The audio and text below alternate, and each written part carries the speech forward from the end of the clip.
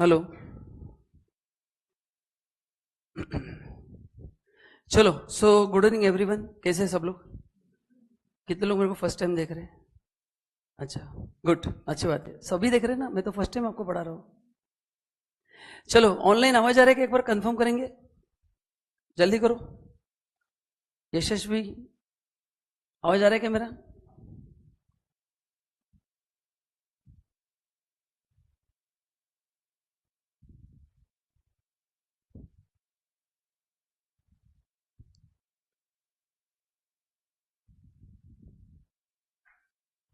Okay, चलिए। So guys, good evening. सो online आवाज आ रहा है कि नहीं, एक बार फटाफट कंफर्म करेंगे। चलो, so this side Vipul Shah and मैं आपको पढ़ाने वाला हूं टैक्स लॉ एंड प्रैक्टिस। ठीक है, तो आज अपन बेसिक डिस्कशन करेंगे कि एग्जैक्टली सब्जेक्ट क्या है, क्या पढ़ना है, अपन क्लास में क्या क्या चीजें करने वाले हैं और आपको घर पे क्या करना है। सो पढ़ाएंगे, मैं पढ़ाई 2-3 दिन के बाद स्टार्ट करूंगा।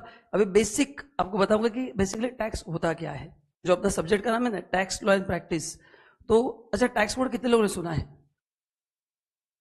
टैक्स वर्ड कितने लोगों ने सुना है? हाँ, सबने सुना है ना। तो उसका अपना थोड़ा मीनिंग देखेंगे, है ना। फिर सब्जेक्ट में एंटर अपन 1-2 दिन में धीरे धीरे धीरे एंटर करेंगे एग्जैक्टली होता क्या है। ठीक है, तो अभी कोई बता सकता है कि टैक्स होता क्या है? काफी लोगों ने हाथ ऊपर किया, इसलिए पूछ रहा हूं। आया तो ठीक, नहीं आया तो एक्सेलेंट। क्या होता है टैक्स? आपने नाम सुना रहेगा ना, इनकम टैक्स, फीस भरा उस पर, जीएसटी, नाम काफी सारे सुनेंगे। म्यूनिसिपल टैक्स सुना रहेगा, प्रॉपर्टी टैक्स सुना रहेगा, क्या नहीं सुनाइए? अपन व्हीकल लेते उस समय भी वो टैक्स लगता है ना। टू व्हीलर कार पे टैक्स लेती है गवर्नमेंट। तो क्या होता है टैक्स? टोल लगता है। और कौन से टैक्स देते हैं? बहुत सारे टैक्सेस लगते हैं कि नहीं? तो टैक्स होता है क्या आपके हिसाब से? Correct, excellent. ये गवर्नमेंट का इनकम है ना। Government needs money for various purpose. तो टैक्स बेसिकली होता क्या है? It's a source of income for the government. ठीक है, but before going ahead for tax, पहले अपन देखेंगे कि मैं आपको कैसे पढ़ाने वाला हूं, अपन क्या क्या चीजें कवर करेंगे और बाकी फिर मैं आपको डिटेल बताता हूं। एक बार फिर, क्योंकि पहले आपको डाउट्स देंगे कि सर क्या क्या कवर करेंगे, तो पहले वो बेसिक डाउट क्लियर कर देता हूं। फिर 4 महीने पढ़ना ही है, बाकी कुछ काम है ही नहीं। ठीक है, चलिए। सो अपने को अभी क्या क्या अपने को मिलने वाला है? यस, बराबर आंसर है, it's revenue for the government. Great. तो सबसे पहले आपको मिलेंगे अपडेटेड नोट्स, जिसमें 2 पार्ट है अपने सब्जेक्ट में। शायद आपको पता रहेगा, एक पार्ट डायरेक्ट टैक्स है एंड दूसरा पार्ट कौन सा है? इनडायरेक्ट टैक्स, जिसको बोलते हैं जीएसटी एंड कस्टम। तो ऐसे 2 पार्ट्स के आपको नोट्स मिल जाएंगे। अभी नीचे लिंक में मैंने एक चैप्टर के नोट्स ऐड कर दिए है। कल तक नोट्स पूरे फाइनल होके प्रिंट हो जाएंगे ना, आपको जल्दी मिल जाएंगे। उसमें अमेंडमेंट्स आते हैं, तो आपको मैं अपडेटेड नोट्स दे रहा हूँ। अभी जो बैच खत्म हुआ उनके लिए वो अमेंडमेंट्स कवर के लिए, आपके लिए सभी अमेंडमेंट्स अपन ने कवर किए हैं। तो ये हो गया अपने रिवीजन नोट्स जो आपको मिलेंगे, मतलब मेन नोट्स मिलेंगे। अभी प्रॉब्लम क्या होता है, जो मैंने ऑब्जर्व किया है, अभी आप में से काफी लोगों ने एक ग्रुप देके आए हैं, तो ऐसा आपको हुआ है क्या कि पढ़ने के लिए बहुत सारी चीजें हो जाती है एक दिन पहले? मतलब 4 में इतना फील नहीं होता है, क्योंकि डेली अपन थोड़ा थोड़ा पढ़ते हैं। बट एग्जाम के एक दिन पहले सडनली क्या होता है? नहीं हो गया, वो इंटरनेट कनेक्ट नहीं हो रहा था। प्रसाद बस एसी एक बार चेक करो, शायद 2 ही चालू रखना है, कूलिंग बहुत ज्यादा हो रहा है। तो 2 ही कोई भी चालू रखो। कैसे नहीं हो सकती? फिर कम पे रखो चारों, मतलब उनको ठंडी ना लगे, सोना जाए बच्चे। नहीं तो बोल रहे ब्लैंकेट के अरेंजमेंट करो, इसलिए। सो तो ये मेन नोट्स तो आपको मिलेंगे, आपको मिलेंगे रिवीजन नोट्स, है ना। अब रिवीजन नोट्स का फायदा क्या होता है कि एग्जाम के एक दिन पहले आपको उतना ही पढ़ना है। सपोज लेट से आपका एक बुक 600 पेजेस का, एग्जाम्पल क्लास के नोट्स, एक दिन में आप पढ़ सकते हैं क्या 600 पेजेस? कितना भी प्रिपरेशन करो, can you revise 600 pages one day before the exam? उसमें होता क्या है, कुछ इंपॉर्टेंट चीजें मिस हो जाती है, जो इजी वो हम पढ़ लेते हैं। मतलब देयर इज अ प्रोबेबिलिटी कि अपन कितना पढ़ पाएंगे। इसलिए रिवीजन नोट्स बहुत इंपॉर्टेंट है, जो आपको अपडेटेड मिलेंगे रिवीजन नोट्स। तो ये आपको घर पे यूज करना है पढ़ाई करने के लिए, करेक्ट ना। तो इससे आपको पढ़ाई करना एकदम आसान हो जाएगा। कितना ही बड़ा चैप्टर हो, आप रिवीजन नोट्स, मतलब जो ऑब्स्टेशन नोट्स है, मैंने जो हाथ ऊपर किया था, मैंने लास्ट टाइम उनको चैलेंज दिया था कि आप घर पे जाते जाते आपका पूरा सब्जेक्ट रिवाइज हो जाएगा, इतने उसको क्रिप्स फॉर्म में बनाया। बट ये भी मैं आपको अपडेट करके दूंगा, लास्ट बैच के मेरे पास है, बट उसमें अमेंडमेंट्स ऐड करके मैं आपको पूरा अपडेट करके दूंगा। तो ये आपको मिलेगा। उसके बाद आपको मिलेंगे चार्ट्स। अभी चार्ट्स का पर्पस क्या होता है, मैं जो क्लास में कॉन्सेप्ट पढ़ाता हूं मैं चार्ट बेसिस पे पढ़ाता हूं, क्योंकि मैं ऐसे मानता हूं कि विजुअल चीजें याद रखना स्टूडेंट के लिए आसान है. So you will be getting around 500 to 700 charts, ठीक है, जो आपको नोटबुक में लिखना है, जिसको हमने नाम दिया कॉन्सेप्ट चार्ट. जैसे कोई मैं कॉन्सेप्ट आपको पढ़ा रहा हूं, डायरेक्टली नोट्स देके पढ़ाऊंगा ना तो वो टाइमिंग याद रहेगा, बट अगर डायग्राम फॉर्म में अगर आपका प्रेजेंटेशन रहेगा तो क्या होगा, कौन सी चीजें याद रहती है बताओ. डायग्राम लर्न करना बहुत आसान है, तो डायग्राम फॉर्म में आपको चार्ट बनाना है तो अपने को चार्ट के लिए एक अलग बुक लगेगा. सो यहाँ पे क्लास में आपको 2-3 प्रकार के बुक्स लगने वाले हैं. एक रेगुलर जो मैं क्लास में करूंगा वो चार्ट बुक कंपलसरी अलग होगा. पहले बता रहा हूं मिक्स मत करना, आपको पढ़ने में तकलीफ होगी, मेरे को कोई प्रॉब्लम नहीं है, बड़ो क्या होगा चार्ट बीच में क्लास का आपको पढ़ने में दिक्कत होगी. ये चार्ट अपने को एग्जाम के एक दिन पहले यूज करना है. तो फिर ये रिवीजन नोट्स और चार्ट्स में फर्क क्या है. फिर रिवीजन नोट्स को, और रिवीजन नोट्स में तो पूरा कॉन्सेप्ट है, थ्योरी है. चार्ट्स में जो न्यूमेरिकल वाले कॉन्सेप्ट्स है जो मैं क्लास में पढ़ाता हूं उसके वो चार्ट्स है, ठीक है. तो ये चार्ट जो है वो टेक्निकल कॉन्सेप्ट्स के, एंड रिवीजन नोट्स पूरे सिलेबस के हैं. तो ये भी आपको मिलेंगे, जो आपके अपना जो आपको एक्सेस मिलेगा ना उसमें मैं अपलोड कर दूंगा और मैं आपको क्लास में दिखाऊंगा, बस उसको आपको लिखना है क्लास में. उसका पीडीएफ मिलेगा, बट उसमें खाली पीडीएफ रख के मतलब नहीं है, वो अगर आपने नहीं लिखा तो याद नहीं रहेगा, पूरा पर्पस खत्म हो जाएगा. अभी ये हो गया. नेक्स्ट आपको मिलेगा सब्जेक्ट एनालिसिस शीट. अब ये होता है क्या है, काफी लोगों को पता है, जिन लोगों ने एक ग्रुप देखे आए हैं उनको पता है. ऑनलाइन या आप कोई बता सकता है what is subject analysis sheet. हर एक चैप्टर का इंपॉर्टेंट टॉपिक्स, उसका एक्सपेक्टेड वेटेज, ये आपको मैं एडवांस में दे दूंगा, ताकि आपको घर पे मैपिंग करना क्या होगा, आसान होगा कि इस चैप्टर का वेटेज 3 मार्क है, इसमें न्यूमेरिकल आता है, इसमें खाली थ्योरी आता है, XYZ इसमें MCQ आता है. तो ये मैं आपको पहले ही एनालिसिस करके देने वाला हूं. ये आपके ड्राइव में सब ऐड होगा, मैं आपको अपडेट कर दूंगा, डोंट वरी. अभी आपने को जरूरत नहीं, अभी 2-3 दिन तो मैं आपको बस बेसिक ही पढ़ाने वाला हूं कि टैक्स होता क्या है, सब्जेक्ट के ऐड दूंगा. डायरेक्टली मैं ऐसा पेज खोल के पढ़ाना स्टार्ट नहीं करूंगा, क्योंकि आपको आइडिया नहीं है. एक बार सब्जेक्ट समझ लो क्या है, एंड ये सब्जेक्ट बहुत इंटरेस्टिंग है. रीजन क्या पता है क्या, see forget about the exam point of view. आपको लाइफ टाइम डायरेक्ट टैक्स देना है कि नहीं देना है, देना है. आपको GST भी देना है. तो ये दोनों टैक्सेस आपको लाइफ टाइम डील करना है. प्लस मैं जो लेक्चर लेता हूं उसमें you can help your parents also in taxation matter. उनको भी आइडिया है कि आप कितना पढ़ रहे हो. सो ये सब्जेक्ट ऐसा है, don't study only from exam point of view, real life में भी आपको उसको अप्लाई करना है. वो उसके लिए 2-3 साल लगेंगे. CS बनने के बाद आपको डायरेक्ट टैक्स भी अप्लाई होगा और GST भी अप्लाई होगा, तो आपको उसका फायदा होगा. So don't study only from exam point of view. Now main जो अपना चैलेंज है वो है ये, आपको मैं टेस्ट शेड्यूल दूंगा, क्लास शेड्यूल दूंगा. अभी दोनों में फर्क क्या है. क्लास शेड्यूल का मतलब है अपन जो सिलेबस 4 मंथ्स में कंप्लीट करेंगे, चैप्टर कब स्टार्ट होगा कब कंप्लीट होगा, तो आपको एक पैटर्न पता रहेगा कि कब कौन सा चैप्टर स्टार्ट होगा. बट ये पैटर्न फिक्स नहीं है. जैसे मैं एक टॉपिक पढ़ा रहा हूं, अभी बच्चों को डाउट्स आ गया तो फिर मैं बोलूंगा कि ठीक है अपन उस पर टाइम एक्स्ट्रा इन्वेस्ट करेंगे. तो ये टेंटेटिव आपको आइडिया आएगा कि कैसे अपन लाइन से जाने वाले हैं. मैं मेरा सीक्वेंस फिक्स है, मैं उसी सीक्वेंस में पढ़ाता हूँ, मैं कोई पैटर्न चेंज नहीं करता हूँ, क्योंकि मेरे सब टॉपिक एक दूसरे से क्या है, कनेक्टेड. तो मैं सब बीच में टॉपिक उठा नहीं सकता हूँ. It's all sequence. तो ये आपको मिलेगा, एंड टेस्ट शेड्यूल भी रहेगा. अभी टेस्ट जो होगा वो मैं आपको बताऊंगा कैसे होगा. 3-3 चैप्टर का टेस्ट होगा, एवरी आफ्टर 3 चैप्टर्स टेस्ट होगा. तो ये आपको भी ध्यान में रखने की बाय डिफॉल्ट प्रैक्टिस है. और आपको मैं 1 वीक का समय दूंगा उसको लिखने के लिए. जो पुराने उनको पता है सिस्टम क्या है, same way it will happen. But मैं पहले क्यों बता रहा हूं कि आपको डाउट ना रहे कि क्लास में क्या होगा. तो ये टेस्ट शेड्यूल दूंगा, क्लास शेड्यूल मेरा रहेगा आपको कि कब कौन सा टॉपिक स्टार्ट होगा, कब खत्म होगा, बैच कंप्लीट कब होगा, सर छुट्टियां कितनी मिलेंगी सब बताऊंगा. मेन तो वो है ना, दिवाली की छुट्टी कब मिलेगी, मैराथन कब रहेंगे, क्योंकि अपन हॉलीडे में पहले पहुंच जाते हैं, पढ़ाई में बाद में पहुंचते, तो दोनों आपको बताऊंगा. देन उसके बाद आपको जो मेन चीज है वो है एक्स्ट्रा प्रैक्टिकल क्वेश्चंस, क्योंकि अपना सब्जेक्ट है न्यूमेरिकल का, एंड जहां पे न्यूमेरिकल आता है हमको थोड़ा डर लगता है, बराबर है कि नहीं, कि कैलकुलेशन में थोड़ा गड़बड़ लगता है. तो उसके लिए मैं आपको 100 क्वेश्चन दूंगा एक्स्ट्रा प्रैक्टिस के लिए. मैंने ये सब लास्ट बैच में भी दिया है, तो अगर आपको कोई फ्रेंड पहचान रहा तो ये यूज मत करना, उसमें थोड़े अपडेट्स करके दे रहा हूं. सो ये मैंने लास्ट बैच में भी दिया है, वही आपको देने वाला, बस आपको थोड़ा इंप्रूव वर्जन करके अमेंडमेंट्स ऐड करके सब चेंजेस करके दे रहा हूं. तो वो यूज मत करना, क्योंकि आपके फ्रेंड्स रहेंगे, आप बोलेंगे मैं उनसे लिंक लेता हूं, मत लेना.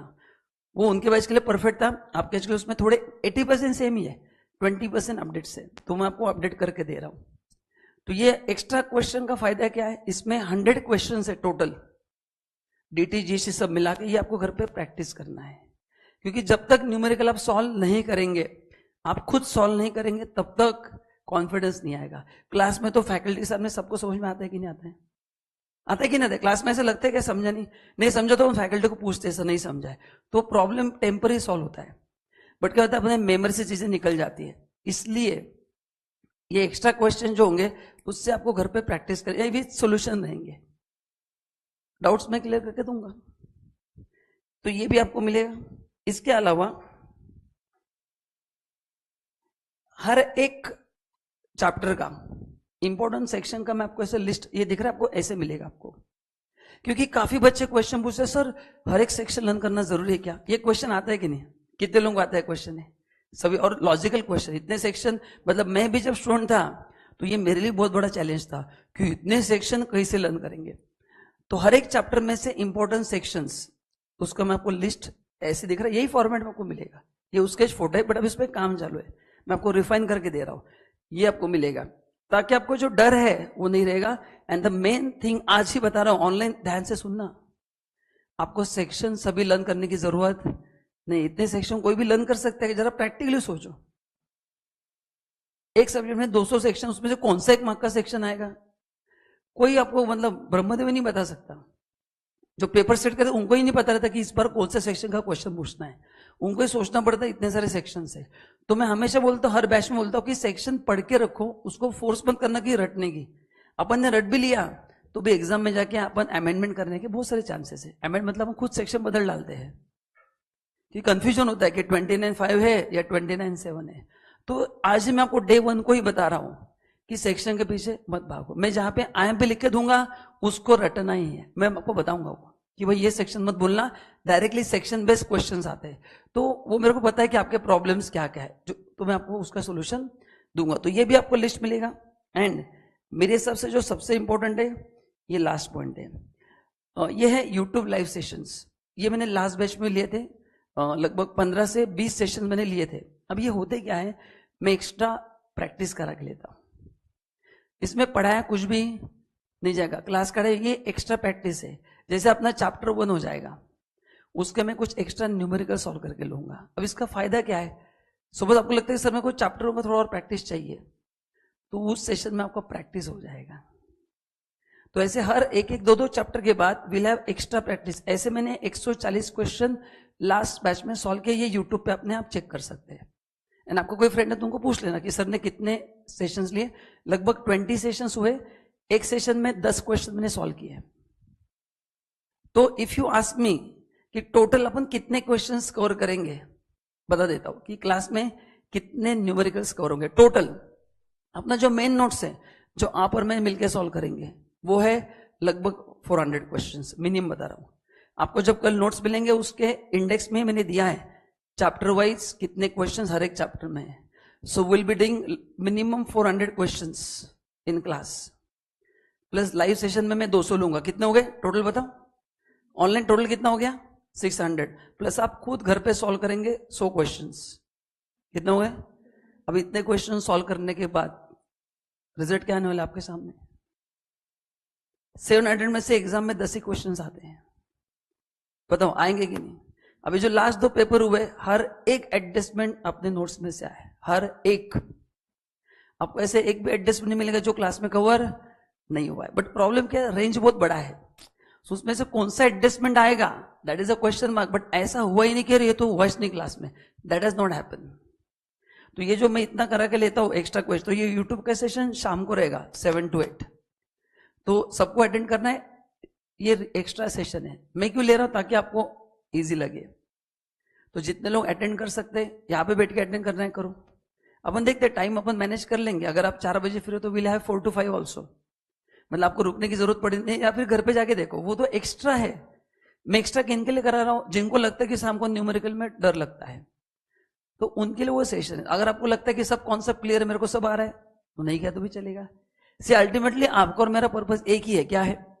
आपको अच्छे मार्क्स से एग्जाम क्लियर करके देना है विद अंडरस्टैंडिंग, क्योंकि ये सब्जेक्ट ओनली एग्जाम के हिसाब से ना पढ़ो, ये आपको लाइफ टाइम लगने वाला है। और मैं आपको इतने सारी इंसाइट देने वाला हूं जिसमें आपको बहुत सारा फायदा होगा।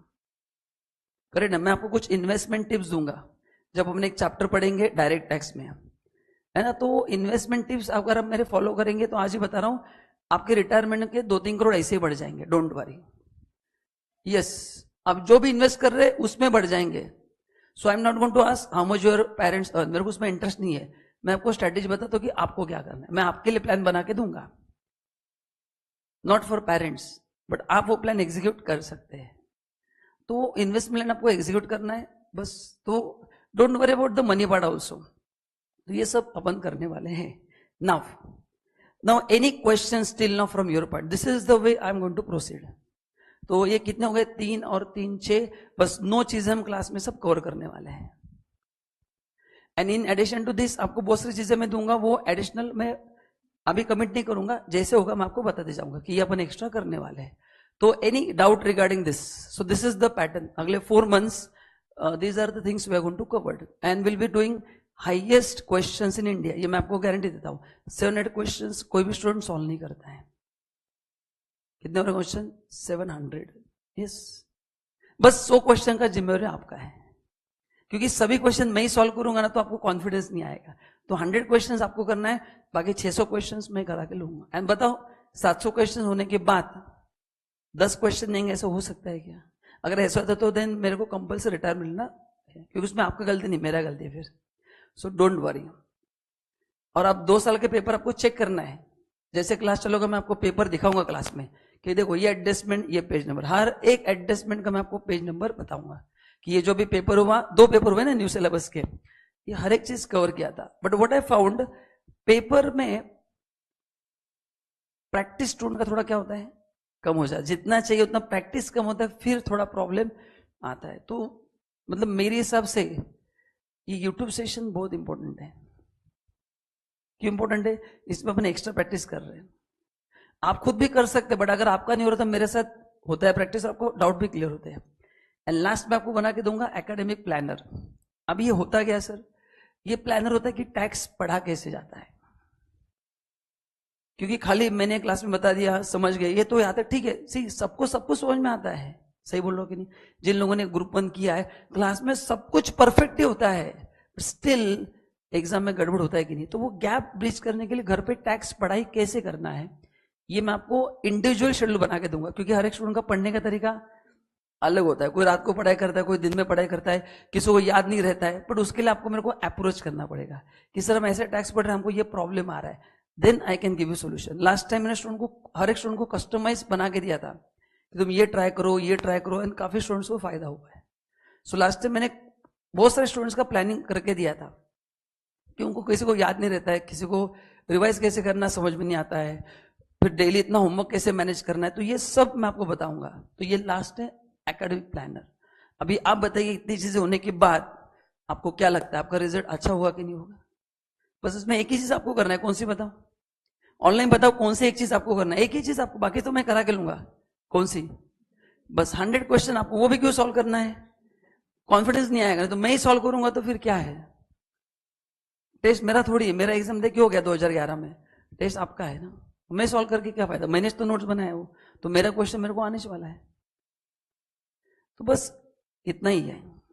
तो इतनी सारी चीजें अपन क्लास में, इसके अलावा आप कुछ चाहते तो आप बता दीजिए कि, बट अभी नहीं, 1 वीक जाने दो। आपको अगर लगता है कि सर ये ऐड करेंगे तो फायदा होगा तो अपन वो भी करेंगे।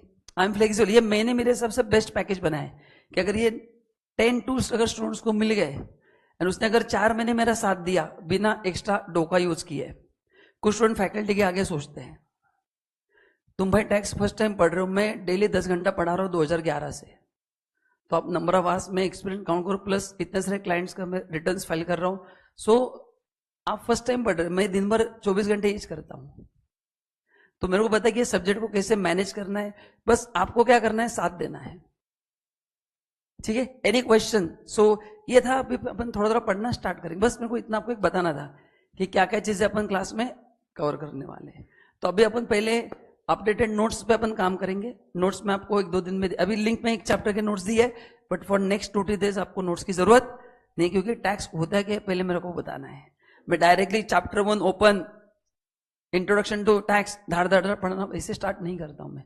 आपका बेस बिल्ड होना चाहिए, क्योंकि अपन एग्जाम हिसाब से नहीं पढ़ रहे, आप एग्जाम तो पास होने वाले हो, don't worry with very good marks, क्योंकि मैं इतना आपसे काम करा के लेने वाला हूं, कोई स्टूडेंट फेल होने का चांस ही नहीं है। एक ही रीजन से हो सकता है गड़बड़, अगर आपने इसमें एफर्ट नहीं डाले तो फिर प्रॉब्लम आएगा। जैसे मैंने आपको होमवर्क देखी, भाई ये चार्ट्स बना के लेके आओ, तो अपने ड्रॉ करके लाना जरूरी है। कुछ होमवर्क दिया, अच्छा और एक होमवर्क रहेगा, आज ही बता रहा हूं, दूसरा होमवर्क रहेगा इंस्टीट्यूट का मॉड्यूल सॉल्व करना है। लास्ट बैच में पूरा मॉड्यूल मैंने सॉल्व करके लिया, you can ask your friends. But solve मतलब कैसे, मैं होमवर्क देता था, बच्चे घर पे सॉल्व करते थे, मैं डाउट्स क्लियर करता था। सो लास्ट बैच में अपन ने इंस्टीट्यूट का मॉड्यूल भी पूरा सॉल्व किया है। सो मॉड्यूल क्यों सॉल्व करना है, ताकि मैं जो पढ़ा रहा हूं वो कितना रिलेवेंट है आपको आइडिया आएगा। अपन इतना हायर लेवल पे पढ़ रहे, you will find model questions very easy. तो इससे मेरा एक क्रॉसिंग हो कि मैं जो पढ़ा रहा हूं, आप भरोसे से क्लास लगाएंगे ना, वो वेरीफाई हो जाएगा, कह रही है तो मॉडल में कितना सिंपल दिया, और आपको मेरे नोट्स का क्वालिटी क्या है समझ में आएगा कि किस स्किल पे अपन ने नोट्स बनाए हैं, किस पे कितना मेहनत है, इतने लेंदी नोट्स है, बट उसका पर्पस क्या है आपको समझ में आएगा पढ़ने के बाद। मॉडल भी अच्छा ही है, बट न्यूमेरिकल जो पार्ट है वो आपको घर पे सॉल्व करना है। तो आपको क्या क्या होमवर्क रहेगा बताओ, सब लोग बताओ क्या क्या होमवर्क रहेगा। 100 क्वेश्चंस करना है, वो अभी नहीं, कब करना है, दिवाली के बाद, मतलब सिलेबस के बाद, क्योंकि वो ओवरऑल है। डेली घर पे क्या करना है आपको, मैं आपको मॉड्यूल को होमवर्क दूंगा, बस वो करके आना है। एंड वो होमवर्क में मिस्टेक्स नहीं होता है किसी का। ऑनलाइन आप बता सकते हैं क्या, मॉड्यूल के होमवर्क में मिस्टेक नहीं होता किसी का भी, कोई सोच सकता है क्यों, क्योंकि सॉल्यूशन रहता है। अरे सॉल्यूशन रहता है ना, मिस्टेक होने का चांस ही नहीं। अपन सॉल्यूशन देख के सॉल्व करते हैं, रिवर्स चार्ज। तो मॉडल का फायदा क्या है, सॉल्व भी होता है, डाउट भी नहीं आता, क्योंकि सॉल्यूशन पता है, देख के धड़ धड़ धड़, सीसीपी कट कॉपी पेस्ट, बस। तो मॉडल आपका सॉल्व हो ही जाएगा, क्योंकि सॉल्यूशन सामने रहता है। तो ये मॉडल भी आपको सॉल्व करना है। So this is what I am going to offer you online. Do you have any questions?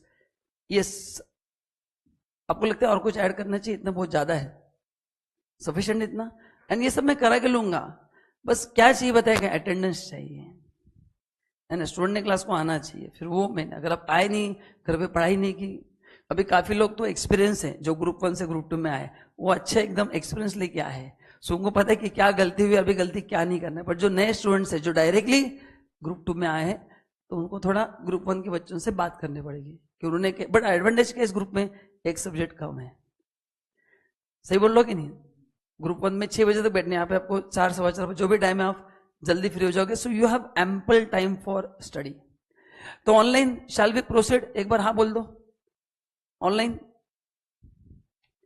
करेंगे स्टार्ट। फिर तो पहला शब्द अपन देखते हैं, कुछ अगर आपको डाउट्स नहीं है तो। क्या पहला शब्द था, मैंने कहा था क्या पढ़ना है अपने को सबसे पहले, टैक्स क्या होता है।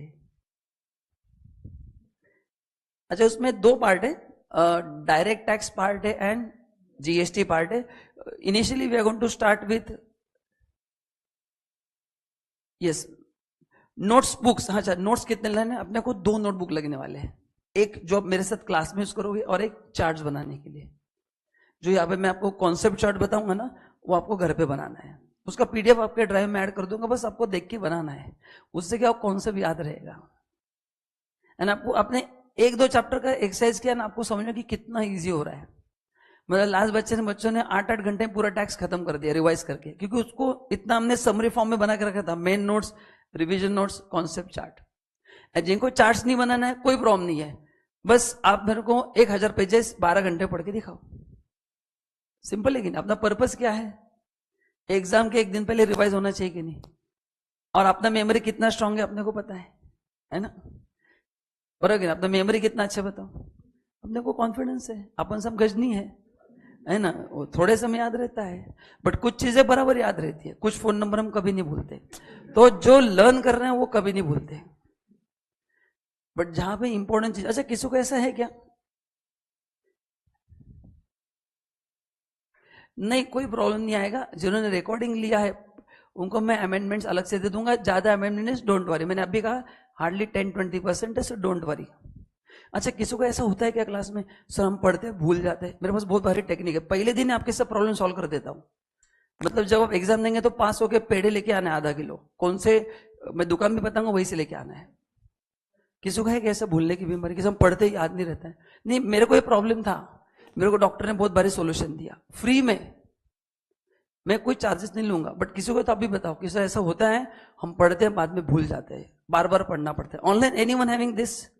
कितने पेजेस का नोटबुक?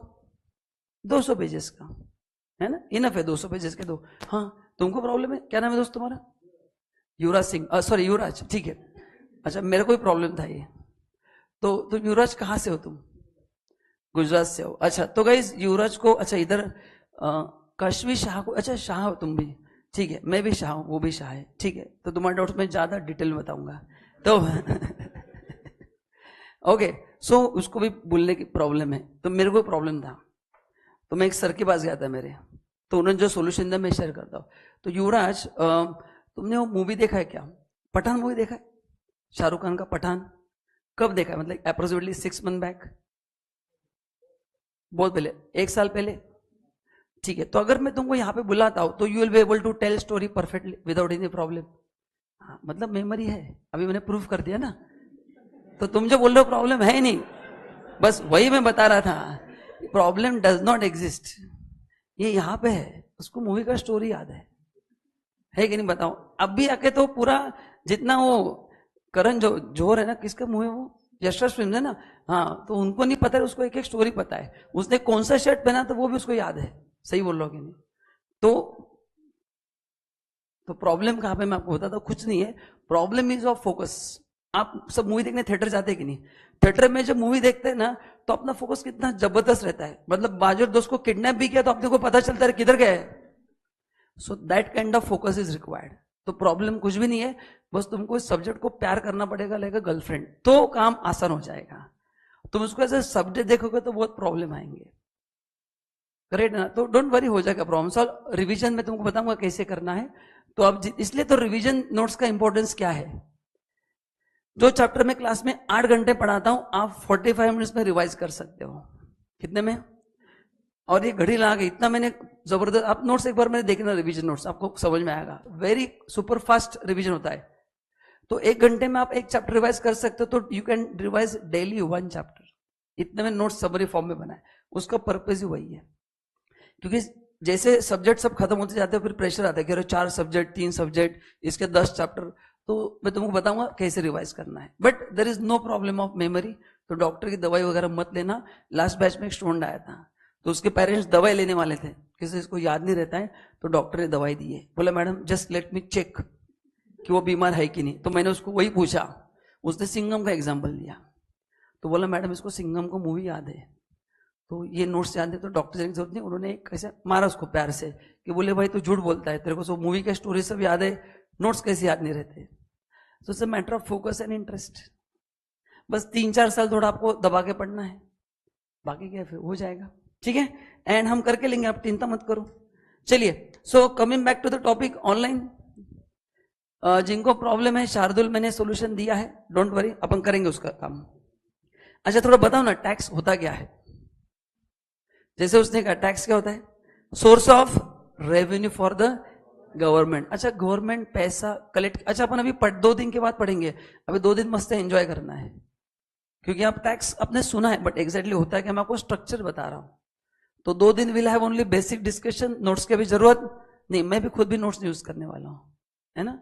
और ये डायग्राम आपको मैं देने वाला हूं, ये ऐड हो जाएंगे, ये डायग्राम मैं आपको, इसको बोलते हैं कॉन्सेप्ट डायग्राम, इससे आपको पढ़ना बहुत मजा आएगा, फास्ट हो जाएगा। सो टैक्स क्यों कलेक्ट करते हैं, चलो मैं आपको रेफरेंस देता हूं, can you give me hint कि गवर्नमेंट टैक्स कलेक्ट क्यों करती है? ऑनलाइन आप बता सकते हैं, डायग्राम देख के आप भी बता सकते हैं कि सर गवर्नमेंट टैक्स कलेक्ट क्यों करती है, देख के बता सकते, तुम बता सकते युवराज? करेक्ट, गवर्नमेंट आपको जो फैसिलिटीज मिल रही है, आपको एक्सप्रेस हाईवे चाहिए, 5G चाहिए, बराबर ना, यूनिट टेक्नोलॉजिकल डेवलपमेंट, करेक्ट ना, इंफ्रास्ट्रक्चर चाहिए, अच्छे स्कूल कॉलेज चाहिए, तो पैसा कहां से है? Government taxes. तो tax is a source of revenue for the government.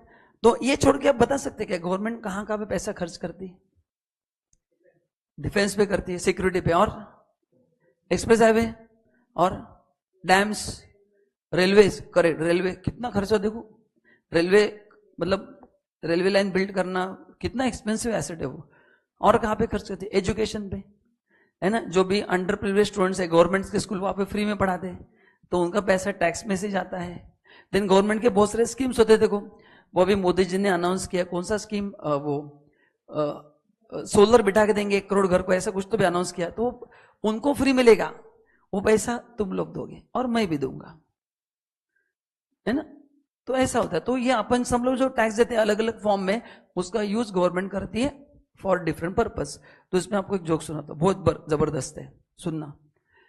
एक बार 3 लोग मिलते हैं, एक आई थिंक ब्रिटेन के राष्ट्रपति होते हैं, एक यूएस के होते हैं और एक इंडिया के होते हैं। राष्ट्रपति नहीं, कोई पॉलिटिशियन होते हैं, शायद लालू प्रसाद यादव होते हैं, मैं दोस्त से सुना था।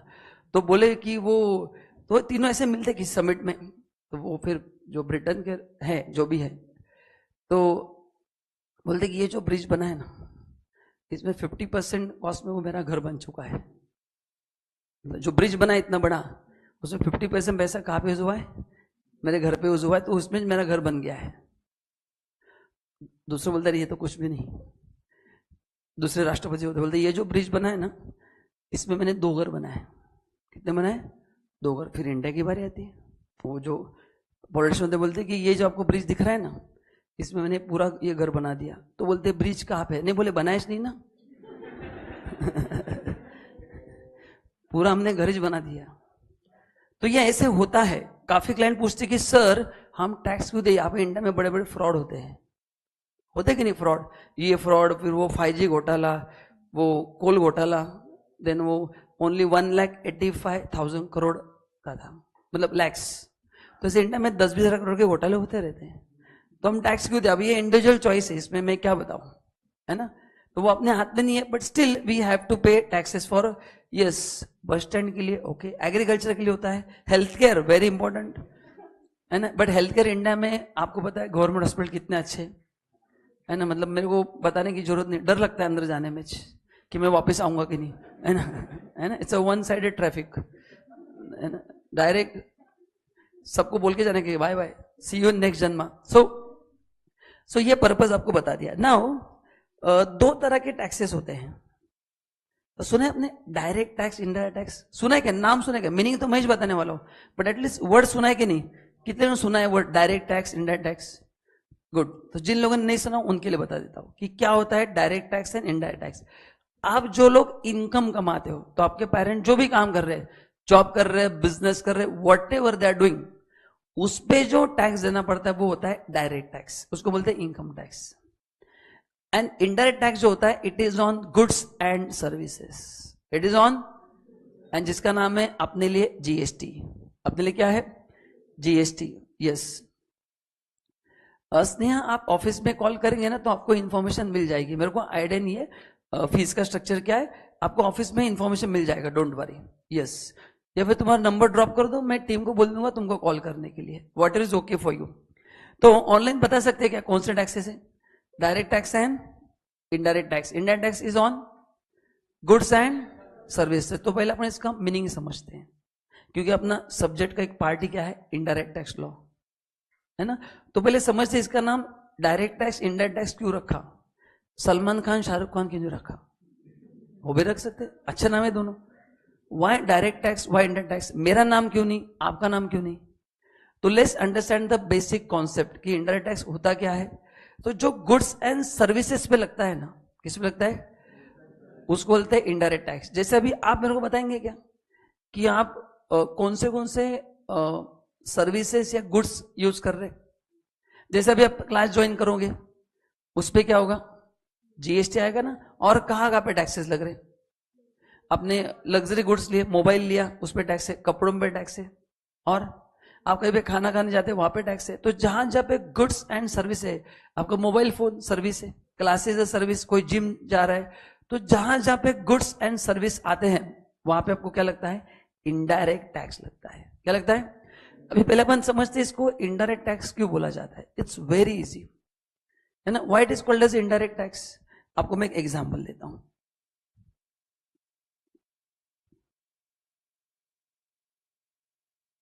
ये एग्जांपल जरा देखिए, इसमें आपको समझ में आएगा कि इसको इनडायरेक्ट टैक्स क्यों बोला गया है। एक एग्जाम्पल दे रहा हूं आपको मैं, ध्यान से सुनना। अच्छा, बेसिक मैंने क्या बता दिया, what is indirect tax? Tax which is levied on goods and, goods में कौन सा एग्जाम्पल है? मोबाइल। एंड सर्विसेज में आपने क्लास ज्वाइन किया, इंटरनेट हो सकता है, जिम, सलून, जहां जहां पे आप सर्विस एंजॉय करें, होटल में जाना, इस पे क्या लगता है? उसमें भी टैक्स लगता है। एंड अभी बहुत सारे टैक्सेस है, बट अभी मेरा फोकस किस पे है? जीएसटी, क्योंकि आपने को अभी किस पे काम करना है? जीएसटी पे काम करना है।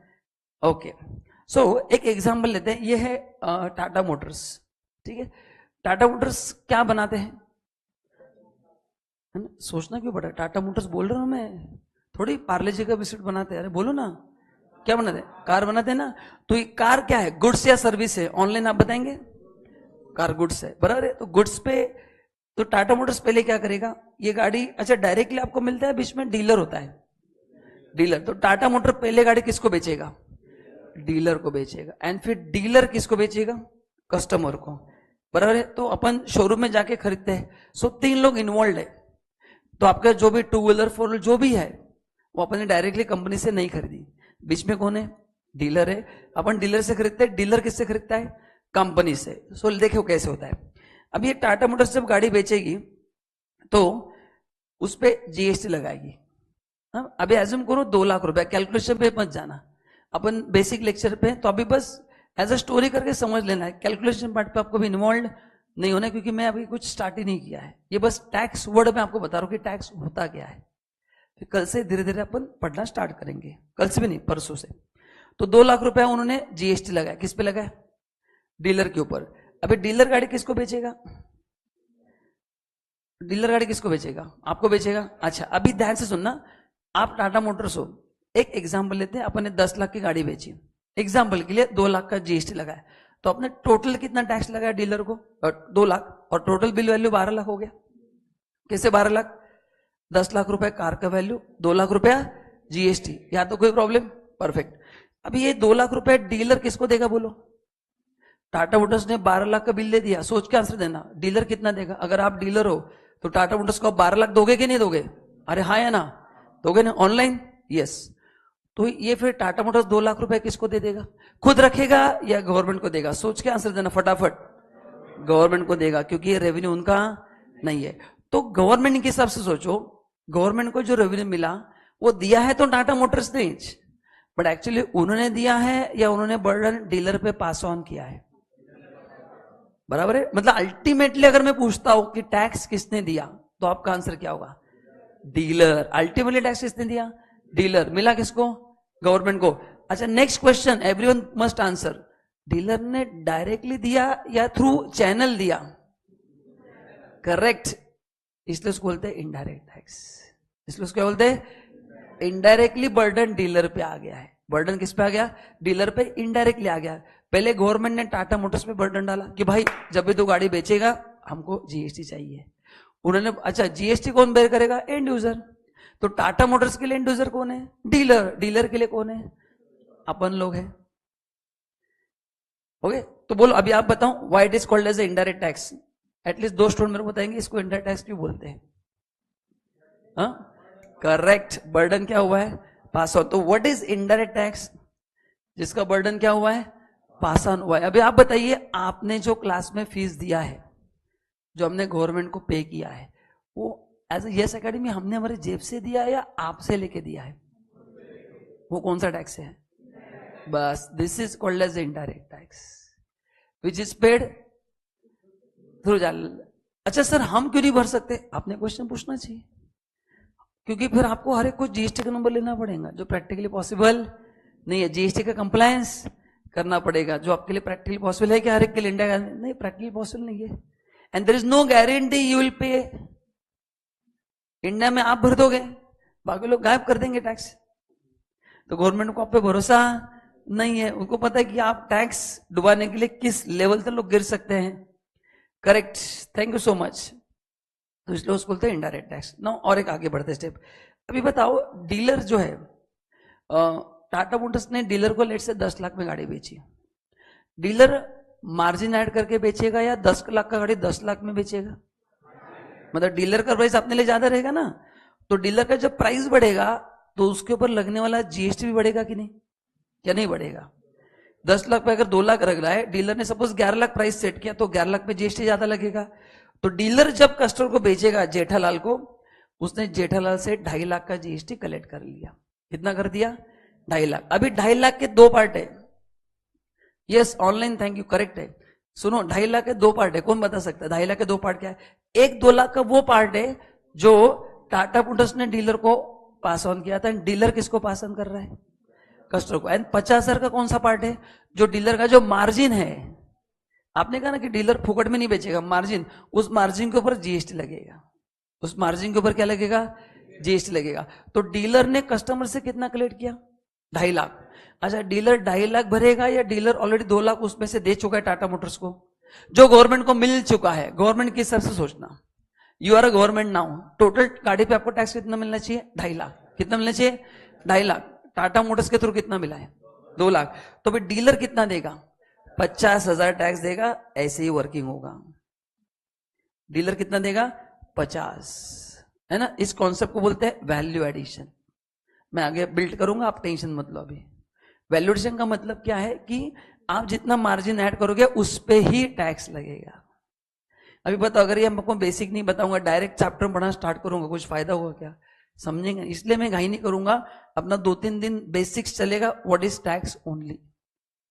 फिर मैं धीरे धीरे, जैसे मेरे को कॉन्फिडेंस आएगा कि आपको बेसिक समझ में आ रहा है, एक लेवल पे मैं आपको लेके आऊंगा, एंड उसके बाद फिर मैं क्या करूंगा?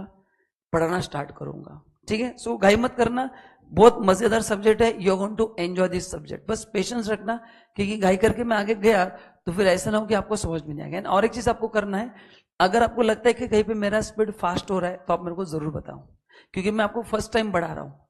मैं लेक्चरों में सबको बताऊं कि अगर आपको मेरा स्पीड फास्ट लगता है तो मेरे को इमीडिएट लाके मिलो कि सर हमको थोड़ा फास्ट लग रहा है यहाँ पे।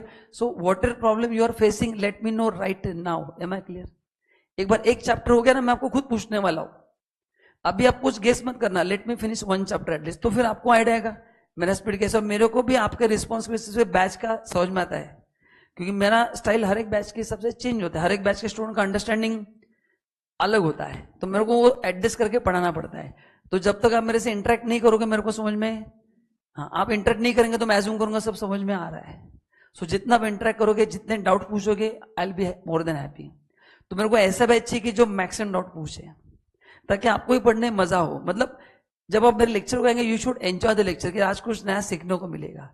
ऐसा नहीं कि बर्डन लेकर टैक्स पढ़ना है, you should not come with this mindset. So आपका हर एक फालतू से फालतू डाउट, हर एक डाउट क्लियर होगा। बस बोलो आपको अप्रोच किसको करना है? मेरे को करना है, मेरे स्टाफ को करना है, या प्रसाद को करना है? हाँ, तो आपको मेरे को इमीडिएटली कोई भी प्रॉब्लम हो, ऐसे हो सकता है कि कॉन्सेप्ट समझा ही नहीं सर, फिर भी आपको इमीडिएटली मिलना है, क्योंकि मैंने आपके लिए बैकअप क्या रखा है? रिवीजन सेशन जो शाम में होगा। तो जैसे मैं चैप्टर 1 का रिवीजन लूंगा, न्यूमेरिकल मैं आपको पूछता हूं कि आप मेरे को इनपुट्स दो, मैं आपके लिए क्या लूं, तो फिर मैं मेरे हिसाब से डिसाइड करता हूं। तो आपके पास गोल्डन अपॉर्चुनिटी है, तो हर एक चीज का फायदा लेना है। जहां जहां पे डाउट है, करना है क्या? बोलो, इमीडिएटली मेरे को पूछना है, किसी ने नहीं समझा है। होल्ड करके रखोगे ना, क्या होगा? आगे की तकलीफ और बढ़ जाएगी, क्योंकि सभी चैप्टर क्या है? कनेक्टेड है। तो वेर एवर यू थिंक कि हमको यहाँ पे गड़बड़ लग रही है, टैक्स रिलेटेड कुछ भी डाउट हो, let it be small doubt, immediately पूछना है सर ऐसे सब प्रॉब्लम आ रहा है, क्या करें? आपको अगर डर लगता है, मेरा ऑफिस ऊपर 3rd फ्लोर पे, सबको पता है। अब मैं हर एक लास्ट बैच में हर एक स्टूडेंट को टाइम दिया था कि मैं 4 to 5 अवेलेबल रहता हूँ स्टूडेंट्स के लिए। काफी स्टूडेंट डाउट पूछने के लिए आ सकते हैं। तो अगर आपको भी दिन में कुछ प्रॉब्लम आता है तो 4 to 5 ऊपर आ सकते हैं, बस मेरे को इन्फॉर्म करके आना, अपन टाइम आपको वहां पे मैं डाउट्स क्लियर करता हूँ। सो मेरे तरफ से पूरा फ्रीडम है, बस यू शुड अप्रोच मी। अगर आपने अप्रोच ही नहीं किया तो क्या होगा बताओ? रिजल्ट में गड़बड़ होगा। और ध्यान में रखना, ये ऐसा स्केल है ना, यहाँ पे स्टूडेंट फेल नहीं होता है, फैकल्टी फेल होता है। क्योंकि अगर आप फेल होगे तो मेरा रिजल्ट खराब होगा कि नहीं होगा? होगा कि नहीं होगा? तो ये 50-50% है। So I have to give my 50%, you have to give 50%। अगर आपने 49 दिया या फिर मैंने 49 दिया, रिजल्ट इज नॉट 99, इज 39। ये इक्वेशन ध्यान में रखना है। मैं उसी इक्वेशन को फॉलो करता हूं, क्योंकि मैंने भी अगर आपको सही तरह से कंटेंट नहीं पढ़ा है तो फिर आपको क्या होगा? समझेंगे नहीं आप एग्जाम में। बट ऐसा अभी मैंने आपको बताया, मैं आपको 10 चीजें देने वाला हूं, तो you don't worry about the exam. Exam में जो आने वाला मैं क्लास में करा के लेने वाला हूं। सो फर्स्ट थिंग, आप वो टेंशन निकाल दो कि एग्जाम में क्या आएगा। जो मैंने आपको कंटेंट रिसोर्स दिए वो आपको सब एक बार करना है अच्छे से, बस that's it. You just have to go through entire material, more than enough. और 2 पेपर चेक कर लो, प्लस मॉड्यूल में आपको बोला घर पे सॉल्व करो. आप जब घर पे सॉल्व करेंगे तो आपको समझ में आएगा कि अपन क्लास में किस स्केल पे कर रहे हैं, उसके हिसाब से मॉडल में काफी इजी क्वेश्चंस आ रहे हैं. ठीक है. सो इसको बोलते हैं इनडायरेक्ट टैक्स. इसको क्या बोलते हैं? हाँ, तो what is direct tax? What is tax जिसका बर्डन हम क्या करते हैं? हाँ, अच्छा, अभी डायरेक्ट टैक्स का एग्जाम्पल देता हूं. ठीक है, यस, करेक्ट. अभी बताइए, आपके पेरेंट्स जो भी काम कर रहे हैं, जैसे फॉर एग्जाम्पल तुम्हारे पेरेंट्स क्या जॉब करते हैं, बिजनेस करते हैं, बिजनेस तुम्हारे जॉब करते हैं, तो अभी इन दोनों के पेरेंट्स, एक बिजनेसमैन एक जॉब करता है. अभी इनकम टैक्स देते रहेंगे. ये इनकम टैक्स किसी और को देते हैं या खुद भरते हैं? खुद भरते हैं ना. आपके पेरेंट्स जो भी काम कर रहे हैं वो इनकम टैक्स खुद भरते हैं या किसी और को देते हैं? मतलब खुद ही भरते हैं ना, भले उनका मेरे से कंसल्टेंट रहेगा, बट वो किसी बर्डन पास ऑन होता है क्या? इसलिए उसका नाम दिया डायरेक्ट टैक्स, है ना. So what is direct tax? मुंह पे झापड़. And what is indirect tax? एक मूवी आता पता है क्या, मिस्टर इंडिया, देखा आपने अनिल कपूर का? झापड़ तो मिलता है बट किसने दिया समझ में नहीं आता है. वो है इनडायरेक्ट टैक्स. वो क्या है? इनडायरेक्ट टैक्स है. तो बर्डन इनडायरेक्टली आपके ऊपर आता है. एंड हर एक, मेरे ऊपर भी आता है इनडायरेक्ट टैक्स का बर्डन. हर एक आदमी देता है, ऐसे नहीं कि आप ही दे रहे हो, ऐसे नहीं है आप ही दे रहे हो. मतलब इन शॉर्ट, अभी देखो इंडिया में हो क्या रहा है मैं आपको बताता हूं. एक एग्जाम्पल लेता हूं, आप बोलेंगे बहुत ही इंटरेस्टिंग है. Let's say you one 100 rupees, एक एग्जाम्पल है. सबसे पहले टैक्स जाएगा, इनकम टैक्स, जो आपको जेब से देना है 30 रुपीज एज्यूम करो. बचा कितना? 70 में आप जहां जहां पे स्पेंड करोगे that amount also include GST. So unfortunately अपने को डायरेक्ट टैक्स भी देना पड़ता है एंड जीएसटी भी देना पड़ता है. फिर बच्चे क्वेश्चन पूछते हैं कि sir is there double taxation? वो मैं आपको कल के सेशन में बताऊंगा कि there is no double taxation. क्योंकि ऐसा फील होगा ना कि सर मेरे डैड ने तो इनकम टैक्स दिया, बाद में जो पैसा, जैसे आप लोग यहाँ पे फीस पे कर रहे कि नहीं, your parent must be earning some X amount, उसमें से क्या कर रहे हो? पहले इनकम टैक्स पे कर रहे हैं एंड बचे अमाउंट में से क्या कर रहे हो? खर्चे कर रहे हैं. जहां जहां पे खर्चे कर रहे हैं वहां पे जीएसटी है कि नहीं? बोलो. आप मोबाइल खरीदो, जीएसटी है. हर एक चीज पे जीएसटी है, except breathing there is a tax on everything. बस उतना ही बाकी है कि गवर्नमेंट वो भी काउंट करेगा कि 1 मिनट में तेरी इतनी सांसें हो रही है, उसके ऊपर ब्रीदिंग टैक्स है ना. जैसे पाकिस्तान में वो टैक्स लाया था ना, कौन सा टैक्स लाया था? वो डेड होने के बाद वो ये करते हैं ना, उसके ऊपर टैक्स लगा रहे थे. हाँ, मतलब डेड बॉडी अगर आपको अंदर रखना है तो उसके ऊपर टैक्स लगाया था उन्होंने, क्योंकि उनकी इकोनॉमी बहुत प्रॉब्लम में है.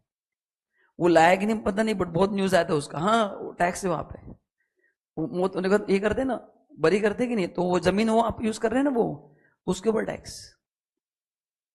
उसका नाम भूल गया, मैं आपको कल रिसर्च कर बताता, आप गूगल कर मिल जाएगा. वो लगा कि नहीं पता नहीं, बट बहुत झगड़ा होता उन कंट्री में, ये कौन सा टैक्स है. क्योंकि गवर्नमेंट पैसा नहीं था ना देश चलाने के लिए, बैंक रिस्क पे था वो, तो ऐसे बहुत सारे टैक्सेस लगाए जाते थे. ठीक है, तो कौन सा, अभी last question for the day and then will stop. आपके हिसाब से इन दोनों में से, ऑनलाइन सब लोग आंसर देना, कौन सा टैक्स कलेक्ट करने में गवर्नमेंट को दिक्कत होती रहेगी, जरा बताओ. हाँ, डायरेक्ट टैक्स. क्योंकि इनडायरेक्ट टैक्स क्या होता है, सुनो, इनडायरेक्ट टैक्स का पता ही नहीं चलता कि आपने दिया है. एक एग्जांपल देता हूं.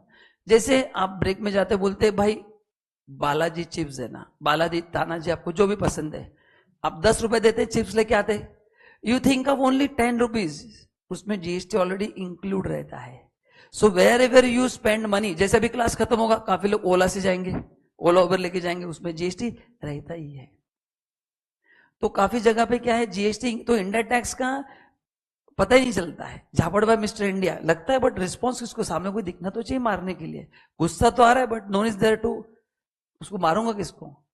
डायरेक्ट में कैसे ऐसा झगड़ा होता है, क्योंकि अपने को पता है कि मेरी जेब से जा रहा है. तो डायरेक्ट टैक्स में फ्रॉड बहुत ज्यादा होते हैं. मतलब इंडिया तो खतरनाक कंट्री है, यहाँ पे जीएसटी में उतने फ्रॉड होते हैं, वो अलग बात है. But theoretically as a faculty मेरा आपको बताना काम है कि डायरेक्ट टैक्स में क्या है, चांसेस ज्यादा होते हैं, क्योंकि लोगों को देने की इच्छा, दर्द होता है. जीएसटी कैसा, हम हमसे लेके भर रहे हैं, we know we don't have any दर्द, है ना. आपसे लेके क्या करना है, बर्डन पास ऑन, आपसे लेके गवर्नमेंट को भरना है.